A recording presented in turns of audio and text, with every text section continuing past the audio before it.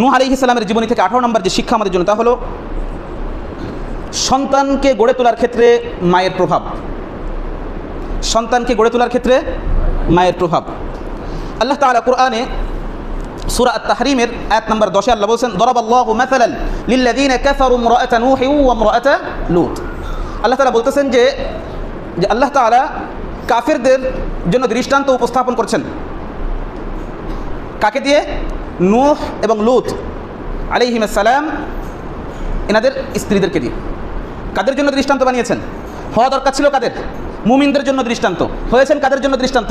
কাফেরদের জন্য। তারা নবীর স্ত্রী, তারা নবীদের স্ত্রী ছিল। নবীদের সাথে ওই যে কথা একটু আগে বললাম যে নবীদের সাথে সম্পর্ক ছিল তাদের। আমাদের এমন রয়েছে ইমানদারদের সাথে উঠা বসা, কিন্তু নিজে ইমান আনে নাই। নিজে কি করে নাই? ইমান আনে নাই। কাজ হবে? কারণ নূহ আলাইহিস সালামের স্ত্রীর থেকে আরও বেশি ঘনিষ্ঠ হতে পারবেন আপনি নবীর সাথে? হ্যাঁ, স্ত্রী স্বামীর সাথে যেই পরিমাণ ঘনিষ্ঠ হয়েছে, সবসময় একটা ঘনিষ্ঠতা রয়েছে, কিন্তু এরপরও কি কোনো কাজে আসছে? কোনো কাজে আসে নাই।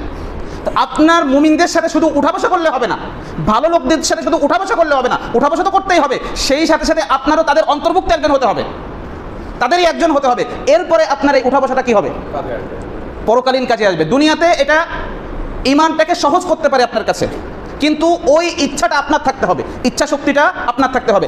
এই সঙ্গ আপনাকে হিদায়াত পাইয়ে দেবে না। এই সঙ্গ আপনার জন্য হিদায়াতের পথকে সহজ করতে পারে। এটার অর্থ কেউ এটা বুঝবেন না যে তাহলে মনে হয় ভালো সঙ্গের কোনো গুরুত্ব নাই। হ্যাঁ, ভালো সঙ্গের গুরুত্ব আছে। এটা আপনার সামনে সত্যকে সহজ করে দিবে, সত্য গ্রহণের পথকে সহজ করবে, কিন্তু সত্য গ্রহণ করাই দিবে না। সেটা দিবেন কে? আল্লাহ। আর আপনার সদিচ্ছা এবং আল্লাহর সাহায্য।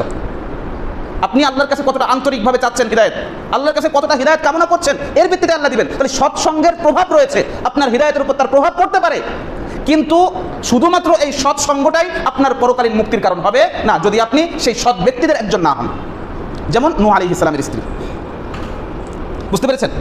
তো আল্লাহ তাআলা তাকে বানিয়েছেন কাদের দৃষ্টান্ত? হতে পারতেন সে আসিয়ার মতো, হতে পারতেন না? ফিরাউনের স্ত্রী আসিয়া রাদিয়াল্লাহু আনহার মতো হতে পারতেন না? পারতেন। কিন্তু সেটা না হয়ে কি হয়েছেন? কাফেরদের জন্য দৃষ্টান্ত হয়েছেন। এখন দেখেন, স্ত্রী কাফের, এদিকে সন্তান নূহ আলাইহিস সালামের সন্তান কাফের। এখান থেকে উলামা ইকরাম বড় একটা গুরুত্বপূর্ণ পয়েন্ট আলোচনা করতেছেন যে সন্তানের উপর। তাছাড়া আজকের বিজ্ঞানও এ কথা বলছে যে 5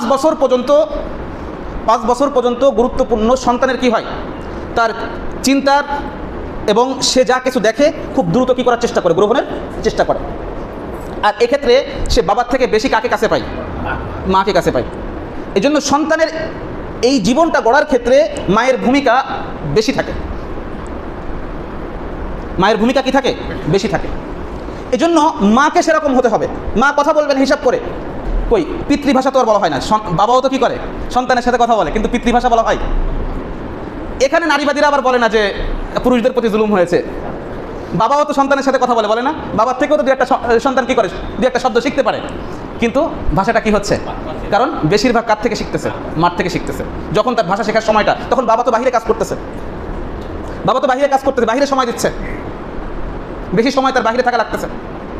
সন্তানকে সেই পরিমাণ সময় ওই সময় দেওয়া হচ্ছে না। যদি সময় দিতে হবে, সেটা আমি গত সপ্তাহে বলেছিলাম, অধিকার যাচ্ছি না, কিন্তু বেশি সময় কে দেন? মা দেন। তাহলে মার জীবনের প্রভাব পড়তেছে কার উপর বেশি? সন্তানের উপর পড়তেছে। নূহ আলাইহিস সালামের সন্তানের উপর এই প্রভাবটা পড়ছে। এই জন্য বলেছিলাম যে সন্তানের একটা হক, সে দুনিয়াতে আসার আগে যে তার জন্য একজন কি করতে হবে? উত্তম মা নির্বাচন করতে হবে। এটা সন্তানের একটা হক। সে দুনিয়াতে আসার আগে, সে দুনিয়াতে আসার প্রক্রিয়া শুরু হওয়ার আগেই তার জন্য একটা, আপনার উপর তার একটা হক রয়েছে, তা হলো তাকে একজন উত্তম মা উপহার দিতে হবে। আল্লাহ তাআলা বোঝার তৌফিক দান করেন, অন্যথায় ঝামেলা হয়ে যাবে। কুল্লু মাউলুদিন ইউলাদু আলাল ফিতরা ফাআবাওয়াহু ইউহাউবিদানিহি আও ইউনাসসিরানিহি আও ইউমাজ্জিসানি। সন্তানরা ইসলাম গ্রহণের স্বভাব নিয়ে জন্মগ্রহণ করে, প্রত্যেকটা সন্তান। কুল্লু মাউলুদিন, মা মিন মাউলুদিন, দুইটা বর্ণনা রয়েছে ব্যাপারে, দুইটা শব্দ রয়েছে। মা মিন মাউলুদিন এটা সহিহ মুসলিমের বর্ণনা, আর বুখারীর বর্ণনা হচ্ছে কুল্লু মাউলুদিন ইউলাদু আলাল ফিতরা। প্রত্যেক অর্থ একই, যে প্রত্যেকটা সন্তান ইসলামী স্বভাব গ্রহণের মতো যোগ্যতা নিয়ে সে জন্মগ্রহণ করে। সে কোন পরিবারে জন্মেছে এটা বড় বিষয় না, সে ইসলাম গ্রহণের স্বভাব নিয়ে জন্মগ্রহণ করে। ফাআবাওয়াহু ইউহাউবিদানিহি আও ইউনাসসিরানিহি আও ইউমাজ্জিসানি। এরপর তার বাবা মা তাকে কি করে? তার বাবা মা, তার সমাজ তাকে কি বানায়? ইহুদি বানায়, খ্রিস্টান বানায়, নাসারা বানায়, অগ্নি পূজক বানায়, মূর্তি পূজক বানায়, সমাজ পূজারী বানায়, বিভিন্ন কিছু বানায়। তাহলে প্রভাবটা আল্লাহর রসুল বলতেছেন ফাআবাওয়াহু, তার বাবা মা। কিন্তু এখানে বড় ভূমিকাটা কার? মার ভূমিকাটা বড়। কারণ সন্তান মার কাছে বড় হচ্ছে। প্রথম আপনার সন্তানের প্রথম শিক্ষককে আপনার সন্তানের মা। সে সেখান থেকে কী শিক্ষা পাচ্ছে সেটা গুরুত্বপূর্ণ। সন্তানের ভিতর তো আল্লাহ তাআলা দ্বীন গ্রহণের যোগ্যতা দিয়েছিলেন, কিন্তু সেই যোগ্যতাটাকে নষ্ট করে দেওয়া হয়েছে কিনা? দ্বীন গ্রহণের যে যোগ্যতাটা দিয়ে আল্লাহ তাকে পাঠিয়েছিলেন এটাকে বলা হয় ফিতরত, আরবিতে বলা হয় ফিতরত, জন্মগত স্বভাব।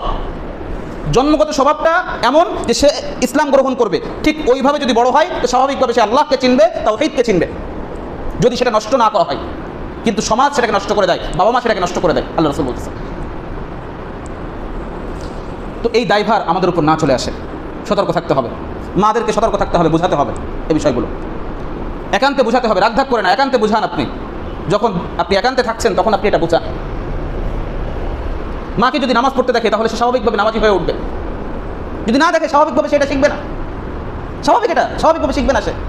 আপনি বড় শিক্ষা নেন, নূহ আলাইহিস সালামের ছেলে কাফের, স্ত্রী কাফের। তাফসীরের কিতাবে বলা হচ্ছে যে সন্তানের উপর মায়ের জীবনের কি রয়েছে? বড় প্রভাব রয়েছে। তার বড় একটা প্রমাণ হচ্ছে এখানে। আল্লাহ বোঝার তৌফিক দান করেন। নূহ আলাইহিস সালামের জীবনী থেকে 19 নম্বর যে শিক্ষা সেটা হলো সন্তান নেক কাজে পিতামাতার আহ্বানে সাড়া, যে সন্তান নেক কাজে বা সৎ কাজে পিতামাতার আহ্বানে সাড়া দেয় না সে স্বাভাবিকভাবে ধ্বংসপ্রাপ্ত হবে এবং ক্ষতিগ্রস্ত হবে। দেখেন, পিতামাতার নেক যে আহ্বান আছে, সৎ যে আহ্বান আছে, যখন পিতামাতা সৎ পথে রাখতেছে সেই আহ্বানে সন্তানকে অবশ্যই সাড়া দিতে হবে, অন্যথায় কখনো কখনো এটা ধ্বংসের কারণ হয়ে যায়। আপনি দেখেন নূহ আলাইহিস সালাম তার সন্তানকে ডাকতেছেন, সন্তানকে ডাকছেন ইরকাব মা'না, আসো আমাদের সাথে কি করো, এই নৌকায় আরোহণ করো।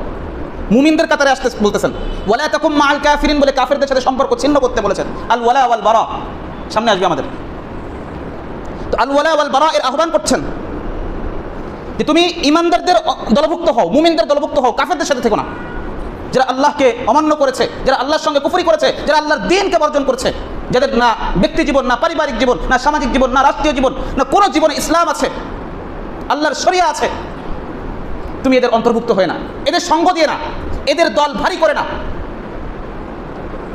যখন পিতামাতার এই আহ্বানটা সন্তান শুনবে না, স্বাভাবিকভাবে তার জন্য দুর্ভোগ, তার ধ্বংসের কারণ হবে এটা। যেমন নূহ আলাইহিস সালাম বলছেন যে কি করে না, ইরকাব মা'না, আমাদের সাথে এই নৌকায় আরোহণ করো, আমাদের সাথে এই নৌকায় আরোহণ করো। আবার সাথে বলছেন ওয়ালা তাকুম মা'আল কাফিরিন, কাফেরদের দলকে ভারী করে না, ওদের সঙ্গ দিয়ে না, ওদের সাথী হয়ে না। সে শুনেছিল এই কথা? বরং পাল্টা যুক্তি দিয়েছে আবি ইলা জাবালি, কোনো পাহাড়, অচিরে কোনো পাহাড়ে উঠে যাবো, পাহাড়ি আমাকে বাঁচাবে আজকে। না, কেউ বাঁচাবে না। বরং তার আল্লাহর ফয়সালায় তার জন্য ধ্বংস লিখা হয়ে গেছে যখন সে কি করেছে, পিতার সৎ আদেশ অমান্য করেছে, পিতার নেক আদেশকে সে অমান্য করেছে, তার ধ্বংস লিখা হয়ে গেছে। এই জন্য ফাহালা বাইনাহুমাল মাউজ ফাকানা মিনাল মুগরাকিন, একটা ঢেউ এসে গেল এবং তাদের দুজনকে কি করে দিল? আলাদা করে দিল, ডুবে গেল। তো এখান থেকে আমাদের জন্য বড় শিক্ষা হচ্ছে যে বাবা মার আনুগত্য করতে হবে, সৎ আদেশ যতক্ষণ পর্যন্ত, নেক আদেশ, শরিয়া বিরোধী কোনো আদেশ যতক্ষণ পর্যন্ত তারা না করছেন ততক্ষণ পর্যন্ত অবশ্যই বাবা মার কথার আনুগত্য করতে হবে প্রত্যেকটা সন্তানের জন্য। শিক্ষক তারাও এই পর্যায়ে, শিক্ষকরাও এই পর্যায়ে যতক্ষণ পর্যন্ত তাদের আদেশগুলো শরিয়া বিরোধী না হবে ততক্ষণ পর্যন্ত। এখানে অনেক ছাত্র রয়েছে, অনেক ছাত্র, এই জন্য আমি কথাটা বলে দিচ্ছি। বরং ক্ষেত্র বিশেষ এটা আরও গুরুত্বপূর্ণ, ক্ষেত্র বিশেষ এটা আরও গুরুত্বপূর্ণ। তো সৎ নেক আদেশগুলো অবশ্যই মানতে হবে, অন্যথায় আল্লাহ না করেন আমাদের জন্য দুর্ভোগ। আমরা যদি এটা না শুনি, আমরা যদি এটা না মানি, যদি হয়ে থাকে অবাধ্যতা, যদি অবাধ্যতা হয়ে থাকে, আমরা আল্লাহর কাছে ক্ষমা চেয়ে নিই, সন্তান হিসেবে আল্লাহর কাছে ক্ষমা চেয়ে নিই, বাবা মার কাছে ক্ষমা চেয়ে নিই। কিন্তু আমরা কোনো অবস্থায় নেক কাজের ব্যাপারে, সৎ আদেশের ব্যাপারে আমরা পিতামাতার অবাধ্য হব না, যতক্ষণ পর্যন্ত আমার সাধ্যের ভিতর রয়েছে, যতক্ষণ পর্যন্ত আমার সাধ্যের ভিতর রয়েছে আমি চেষ্টা করব, যথাসম্ভব চেষ্টা করব। কখনো কখনো আমার কাছে মনে হতে পারে এটা যুক্তি বিরোধী, আমার কাছে মনে হতে পারে যে এটা হচ্ছে না, কিন্তু তারপরও আমরা চেষ্টা করব যথাসম্ভব তাদের আনুগত্যের ভিতর থাকার এবং যথাসম্ভব তাদেরকে বোঝানোর, সেটা উত্তম কথার মাধ্যমে, উত্তম প্রক্রিয়ায়। অন্যথায় এমন হতে পারে যে আমাদের জন্য দুর্ভোগের কারণ হতে পারে। আল্লাহ তাআলা আমাদেরকে এই জাতীয় পরিস্থিতি থেকে হেফাজত করেন। এখান থেকে আমরা কয়েকটা পয়েন্ট নিই।